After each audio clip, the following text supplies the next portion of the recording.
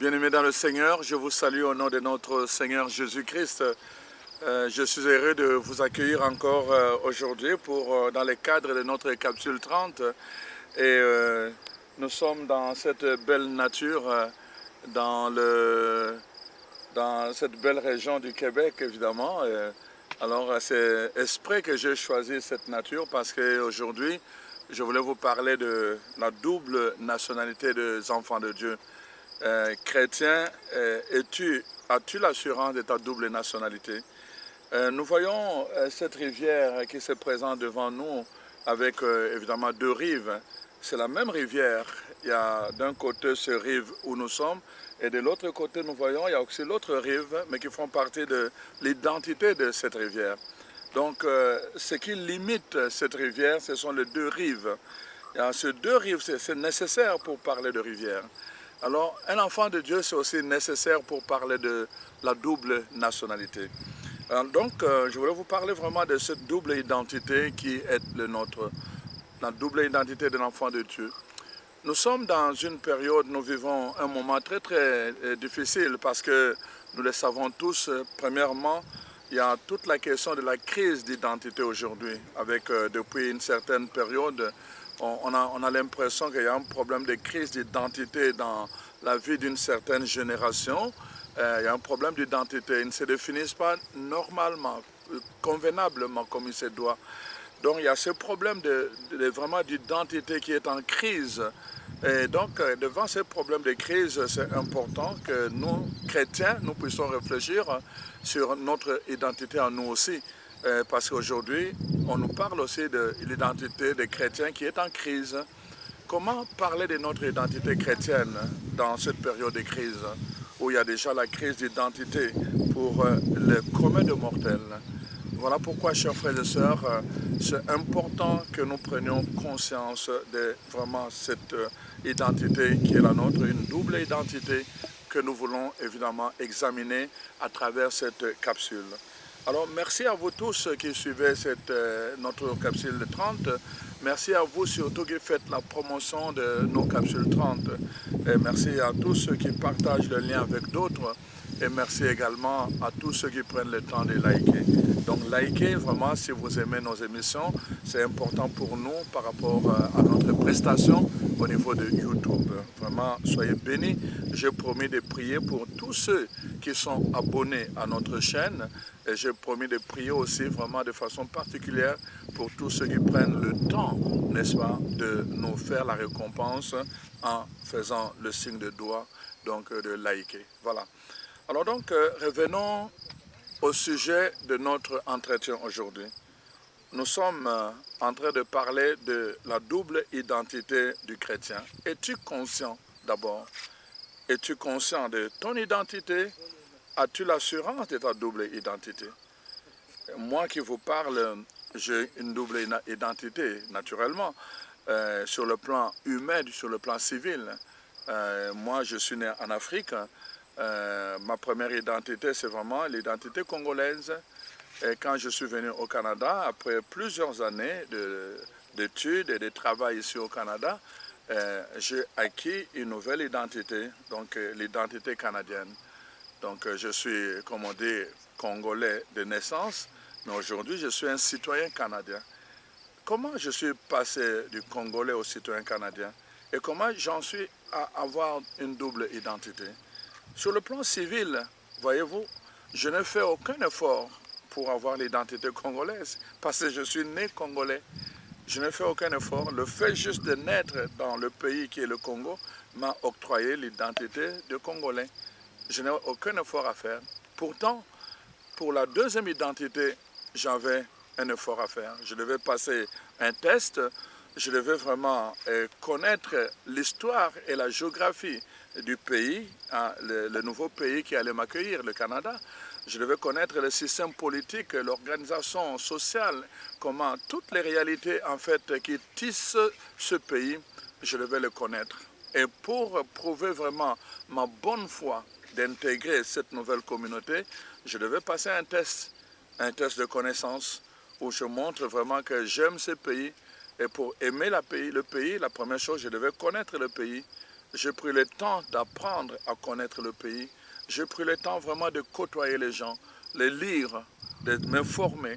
Et finalement, quand j'ai été face à l'examen, au questionnaire, j'ai répondu favorablement et alors j'ai été admis à devenir citoyen canadien. Mais cela se fait aussi sous forme de serment. Après avoir réussi l'examen, je n'étais pas devenu automatiquement citoyen canadien. Je devais d'abord passer par un serment. C'est-à-dire qu'après avoir acquis la connaissance intellectuelle, je devais me lier par serment à ce pays, aux autorités de ce pays, à la législation de ce pays. Je devais respecter la loi de ce nouveau pays qui m'accueillait. Parce qu'à partir de maintenant, j'avais des droits, mais j'avais aussi des devoirs par rapport à la vie de ce pays, par rapport au système de ce pays. Je devais, n'est-ce pas, faire la promotion de ce pays partout où je suis, parler du Canada et témoigner du Canada, un pays d'accueil, un pays ouvert. Donc ça, c'était ma responsabilité, le devoir qui était le mien. Voilà un peu comment j'ai acquis une double nationalité, une deuxième nationalité, la nationalité canadienne. Ça, c'est sur le plan civil. Ça se passe de cette façon-là. Voyez-vous, j'ai commencé par cette rivière où je vous montre que c'est la rivière qui coule vers le fleuve coule vers l'océan et tout le reste, c'est la même eau, mais dans cette identité de cette rivière, elle est déterminée aussi par les deux rives. Les rives de ce côté-là et de ce côté-ci. Les rives du côté gauche et du côté droit. Et c'est ça qui limite en fait les frontières de la rivière, les deux rives. Alors, donc, nous, comme chrétiens, il y a cette double identité. D'abord, en tant que citoyens de la terre, donc nous ne faisons aucun effort pour être citoyens de la terre. Parce que le fait de naître comme humain sur cette terre, le fait d'avoir été placé sur cette terre, ça nous donne de droit l'identité des terrestres. Nous sommes des terrestres. Nous sommes les terrestres, c'est-à-dire les habitants de la planète Terre. Ça, c'est comme ça. Évidemment, nous prenons des noms différents à cause des pays. Nous allons prendre des noms différents, canadiens, américains, chinois, et congolais, n'est-ce pas, français, et camerounais. Mais c'est toujours en fonction du pays où nous sommes des Togolais, les Allemands, n'est-ce pas, les Luxembourgeois. Mais ça, c'est les pays, les limites politiques, géographiques. Mais au-delà de cela, nous sommes la même eau qui coule vers l'océan, c'est-à-dire que nous sommes les citoyens de la Terre. Voyez-vous? Alors, la deuxième nationalité sur le plan spirituel, c'est une nationalité que nous devons acquise, n'est-ce pas?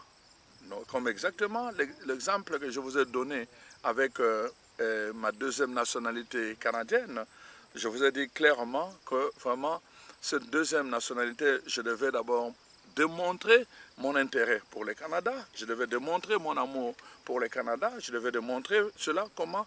D'abord en apprenant l'histoire, la politique, la géographie, les systèmes d'organisation sociale, et donc, tout ça, en apprenant les langues, les deux langues officielles, n'est-ce pas, de ce pays, le français ou l'anglais.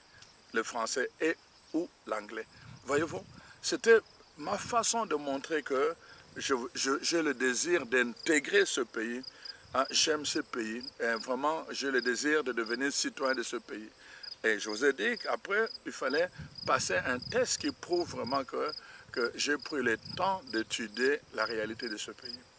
Sur le plan chrétien, c'est la même chose. Nous naissons citoyens de cette terre, mais à un moment donné, nous prenons le temps de prendre la décision de devenir chrétiens. Pour nous catholiques, le problème se pose parce que, n'est-ce pas, nous avons été baptisés bébés, nous n'avons pas choisi de devenir chrétiens. En fait, nos parents ont choisi pour nous de devenir chrétiens, et ça peut arriver. Mais je voulais justement qu'à un moment donné, que ça devienne notre choix personnel. C'est le but d'ailleurs de ces enseignements, c'est qu'à un moment donné, nous puissions assumer tout ce qu'on a mis à notre portée. Je vous ai donné plusieurs enseignements sur la prière, sur la parole de Dieu. Ce n'est pas que je met en doute tout ce que nous avons, et la façon de prier anciennement, la façon de prier comme ceci. Non, ça, ce sont les atouts. On en avait besoin. On en avait besoin. On en a encore besoin. Mais seulement, le mot-clé que j'utilise, c'est toujours comment habiter l'héritage que nous avons reçu justement des autres. Comment l'habiter? Comment ne pas tomber dans les habitudes? On peut être habitué, mais on peut être aussi habité par l'esprit de l'héritage que nous avons reçu. Quand je redeviens citoyen canadien, il y a un héritage. L'héritage me précède. Je n'ai rien fait pour, n'est-ce pas, entrer dans cet héritage. Je n'ai rien fait. L'héritage me précède. À partir du moment où je deviens citoyen canadien, je peux prendre part à cet héritage-là. Sur le plan spirituel, sur le plan chrétien, c'est la même chose. Quand je deviens chrétien, il y a un héritage qui me précède. Cet héritage peut toucher la structure de la parole de Dieu. Cet héritage peut toucher les formes de prière dans telle ou telle église. Cet héritage peut toucher la façon de prier, la façon de prêcher, la façon de partager la parole de Dieu. Mais c'est un héritage. Mais je peux aussi, par exemple, prier simplement par habitude, ou encore en accueillant le même héritage, je peux l'habiter, donc lui donner un esprit et une vie. Au lieu que ça soit simplement une habitude, alors chaque mot prend forme, chaque mot prend vie dans ma vie personnelle. C'est là que l'héritage devient vivant. Voyez-vous? C'est là que l'héritage devient vivant. Dans la parole de Dieu, je vous ai dit, la Bible distingue deux mots. Premièrement, le logos, c'est-à-dire l'héritage que nous avons ici, cette Bible. On va appeler ça le logos. Mais la parole de Dieu distingue du logos aussi ce qu'on appelle le rhéma. Le rhéma, c'est cette parole, mais quand elle est dégagée de façon personnelle, elle devient vivante dans la vie de quelqu'un. Le rhéma. Ça, c'est ça que je veux dire. Le logos, ça peut être une habitude. Le fait d'avoir une Bible, c'est une habitude, mais ça ne change rien dans ma vie. Mais le rhéma, c'est une parole d'ici, mais qui vient avec puissance dans ma vie et qui touche ma vie, qui affecte ma vie et qui a le pouvoir de changer ma vie. Et vous allez voir les gens qui vont dire, voilà, pendant longtemps, j'étais comme ceci, comme cela, mais à partir du moment où cette parole est venue me toucher, j'ai pris la décision de changer. Cette parole, le logos, à partir de ce moment-là, est devenu le rhéma. Voyez-vous?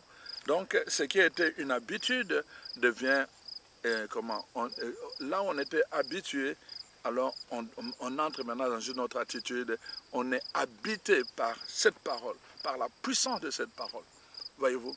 Et c'est ça, toute la démarche que moi, je m'évertue à partager avec vous. Au lieu de demeurer simplement dans les habitudes, vraiment, mon souci, c'est que vraiment, vous en arriviez à habiter tout l'héritage que vous avez reçu, tout l'héritage que nous avons reçu de nos pères, tout l'héritage que nous avons reçu de tous ces martyrs, tous ces hommes, ces femmes qui ont versé leur sang pour que nous, aujourd'hui, on puisse nous appeler les chrétiens. Voyez-vous? C'est très important, chers frères et sœurs, de prendre conscience de cela.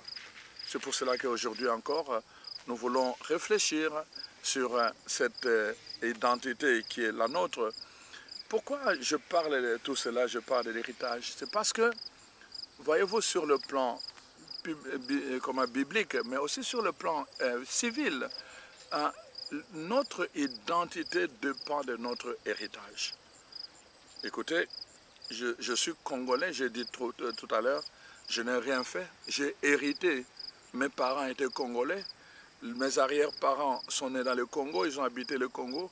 Simplement le fait d'avoir hérité leur positionnement, je suis congolais. Si mes arrière-parents et mes parents étaient au Cameroun ou en Côte d'Ivoire, je ne serais pas congolais. Voyez-vous, c'est un héritage. Dès le départ, c'est un héritage. J'ai hérité cela. Mon identité a un lien avec mon héritage. Cet héritage peut être culturel, cet héritage peut être spirituel, cet héritage peut aussi être un héritage d'adoption, voyez-vous. Donc c'est important. L'héritage peut être culturel, l'héritage peut être aussi spirituel, mais aussi on peut avoir un héritage d'adoption. Voyez-vous, nos frères, le noir américain, vous le savez, maintenant, eux, ils sont d'origine africaine, mais à cause de leur histoire, n'est-ce pas, ils ont été par adoption, à cause de l'esclavage, comment ils ont été adoptés dans la Constitution américaine et automatiquement leur héritage a changé. Maintenant, ils sont appelés les Noirs américains, en d'autres termes. Maintenant, ils sont reliés à l'héritage américain et non plus à l'héritage de leur pays d'origine, parce que la plupart ne savent même pas quel est leur pays d'origine. Voyez-vous, donc on peut vraiment recevoir un héritage par adoption. Et par adoption, on reçoit un héritage.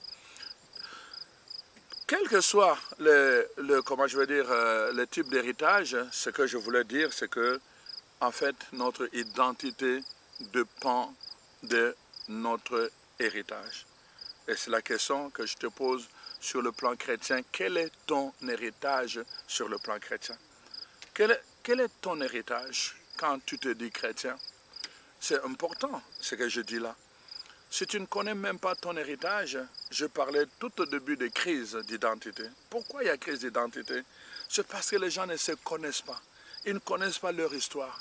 Quand tu ne connais pas ton histoire, comment tu peux connaître ton avenir? Si tu ne sais pas d'où tu viens, comment vas-tu savoir où tu vas? C'est pour cela que vous voyez, il y a beaucoup de drames dans la vie de plusieurs personnes, particulièrement les enfants qui ont été adoptés et à qui on n'a jamais révélé qu'ils étaient adoptés. On revoit la psychologie d'ailleurs, le démontre aujourd'hui, il y a beaucoup de troubles d'identité dans la vie de ces enfants-là. Pourquoi? Justement parce que le manque de connexion avec leur histoire pose des problèmes dans leur mode de présence et dans leur positionnement par rapport à l'avenir. Ça pose un problème.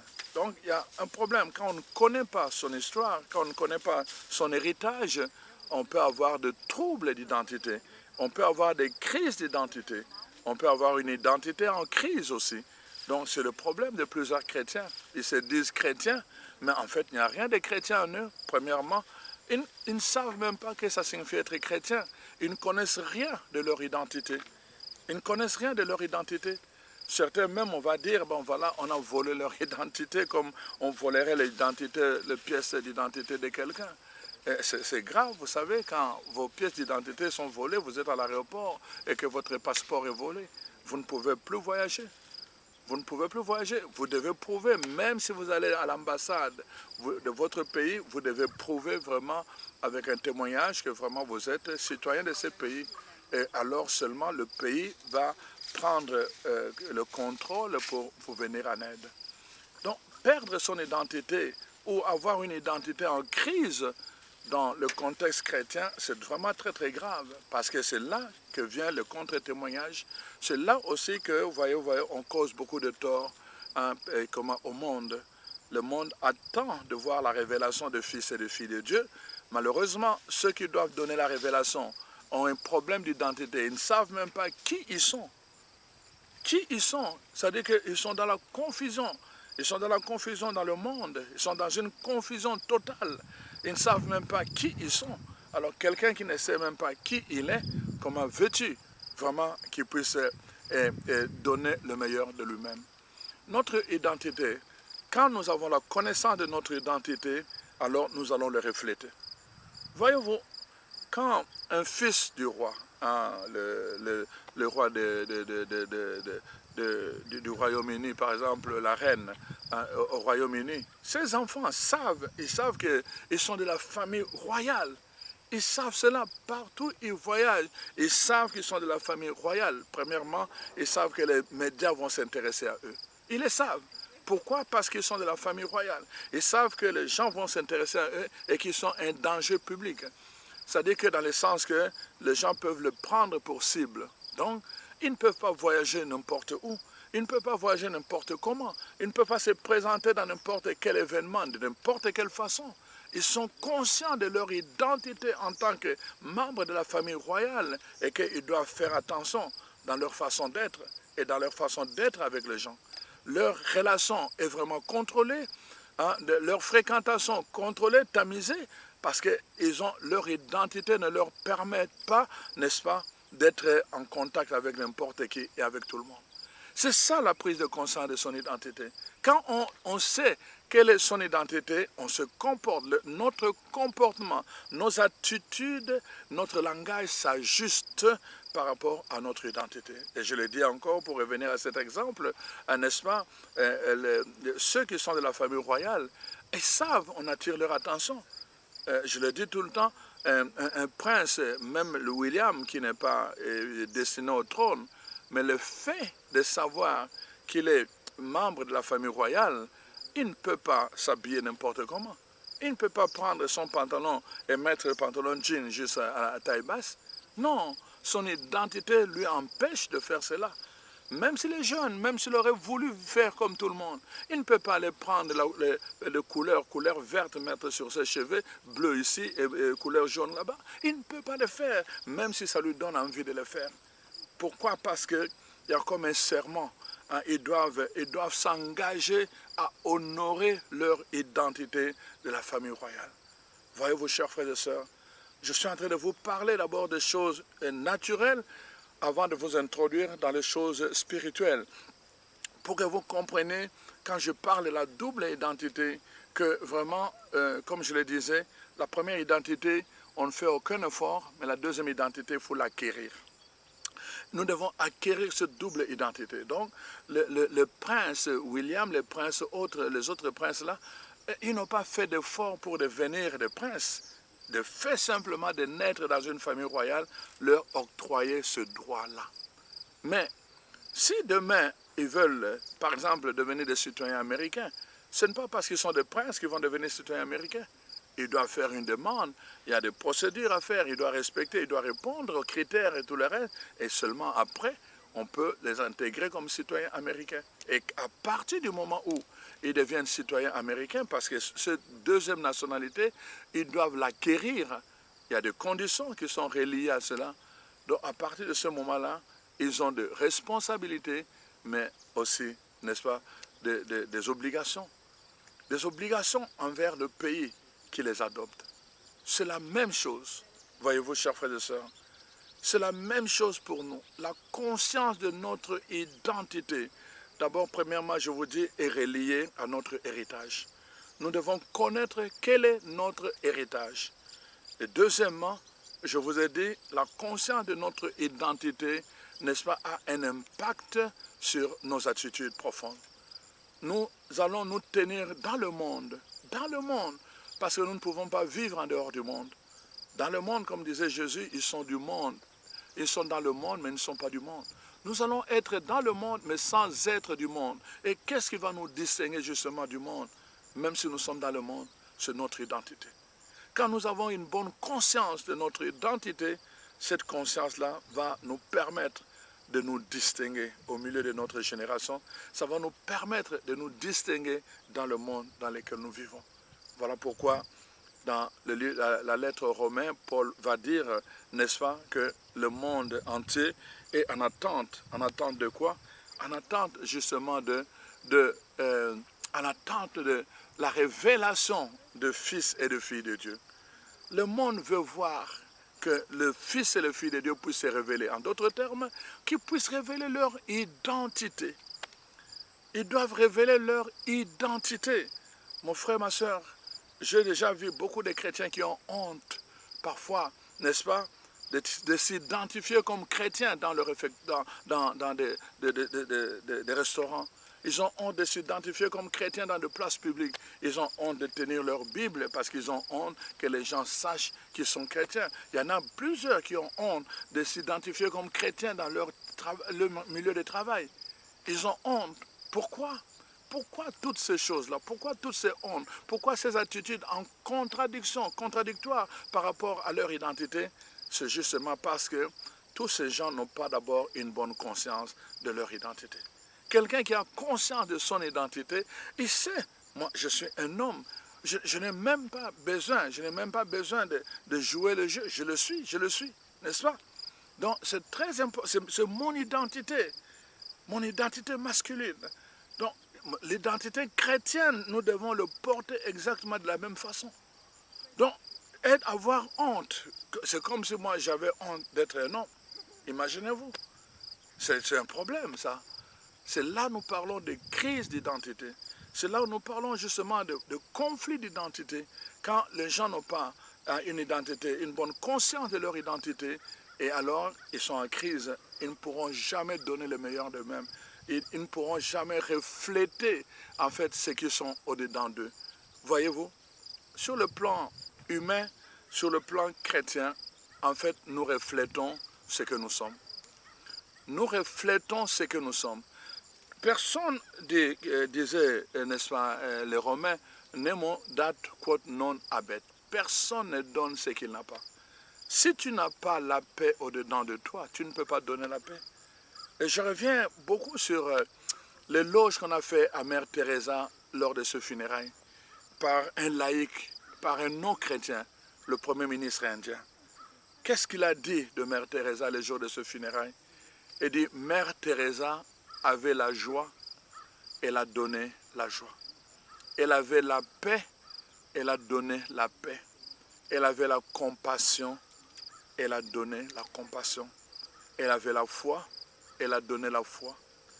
Elle a donné ce qu'elle avait. Elle n'était pas double, c'était son identité. Dans un milieu où tout le monde n'était pas chrétien, elle n'a pas obligé tout le monde à devenir chrétien. Mais elle a montré aux gens comment être chrétien, même au milieu des non-chrétiens. Elle a manifesté son identité, sans équivoque. Même les autorités politiques l'ont reconnue. Voyez-vous, chers frères et sœurs, la question de l'identité, quand on a une bonne conscience de notre identité, si tous les chrétiens à travers le monde avaient une bonne conscience de leur identité, le monde ne serait pas ce qu'il est. La société ne serait pas ce qu'elle est. Voyez-vous, aujourd'hui, tous les problèmes que nous avons, c'est quoi? Pourquoi on nous critique? C'est parce que les gens nous disent tout le temps qu'ils disent mais ils ne font pas. Ils disent mais ils ne font pas. Les gens nous parlent souvent d'hypocrites. Hypocrite, c'est vraiment cette attitude-là cachée en nous, qui ne manifeste pas. Donc, c'est-à-dire nous paraissons des personnes que nous ne sommes pas. En réalité, c'est ça un hypocrite. Il paraît une personne qu'elle n'est pas. Donc, dans la plupart des cas, en fait, ce qui arrive, c'est quoi? C'est que, justement, les gens n'ont rien au-dedans d'eux. Ils n'ont pas la joie, ils n'ont pas la paix, ils n'ont pas l'amour, ils n'ont pas la compassion. Mais ils paraissent joyeux, ils paraissent un peu flattants, tout ça, flatteurs par rapport aux autres. Et après, on découvre que, bon, voilà, derrière cette joie, derrière cette flatterie, il y avait des plans cachés. Hein, il y a eu des abus, il y a eu des choses comme ça. Pourquoi? On a été hypocrite, on a caché les choses, on paraissait ce qu'on n'était pas. Voyez-vous, la conscience de notre identité, c'est vraiment pour nous permettre d'être ce que nous sommes. Et ce que nous sommes, évidemment, comme je vous ai dit, c'est en lien avec ce que nous avons comme héritage. Est-ce que nous connaissons notre héritage? Est-ce que nous sommes conscients de ce que nous sommes? Est-ce qu'on peut dire de nous, comme on a dit de Mère Teresa, hein, voici, elle avait la joie, elle a donné la joie. Elle avait la compassion, elle a donné la compassion. Et on peut même dire, elle avait Dieu, elle a donné Dieu. Est-ce qu'on peut dire de toi que tu avais vraiment Dieu en toi? Parce qu'un chrétien, c'est quoi? Un Christophore. Les chrétiens, avant, on l'appelait Christophore, c'est-à-dire quelqu'un qui porte le Christ en lui. Donc, quelqu'un qui porte le Christ en lui. Est-ce qu'on peut dire de toi que tu portes le Christ en toi? Est-ce qu'on peut dire de toi que tu portes les valeurs du Christ en toi? Est-ce qu'on peut dire de toi que tu portes l'esprit du Christ en toi? Est-ce qu'on peut dire de toi que tu portes la puissance du Christ en toi? Est-ce qu'on peut dire de toi que tu portes l'amour du Christ en toi? Est-ce qu'on peut dire de toi, n'est-ce pas, que tu portes la compassion du Christ en toi? Que tu portes, n'est-ce pas, on peut dire de toi, est-ce que tu portes vraiment le cœur du Christ en toi? Est-ce que tu as un cœur qui reflète le Christ? Voyez-vous, chers frères et sœurs, la question de l'identité est plus profonde que simplement le fait d'aller à l'église. C'est plus profond que simplement le fait de prier. C'est plus profond que cela. C'est une question d'authenticité. C'est une question de vérité. C'est une question d'être soi-même comme on est devant Dieu. C'est une question de regard. Comment je me regarde?